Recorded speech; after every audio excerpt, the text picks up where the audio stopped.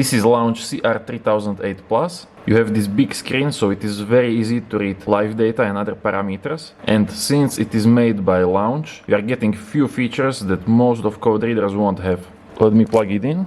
First you have this battery test, which will tell you if your battery is good or bad. Mine tested out not okay, so I need to either charge it or replace it if it doesn't help. You can also save your live data during the drive and then export them to the computer. But the best functions are hiding in Diagnose menu.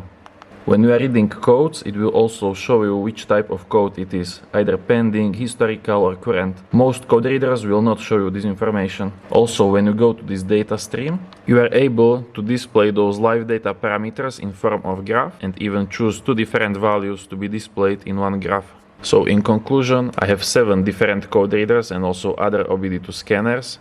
And if I would have to choose only one code reader to use all the time, I would choose this Launch CR3008 Plus because it shows the most data out of them all. And it not just supports basic OBD modes, you also get extra features like live data graphs, recording data or battery test. Only downside of this code reader is when you are navigating the menus, response from the buttons is slower than it should be. See, I press the button, it is kind of slow response. That is not that big of a deal, you just have to get used to it.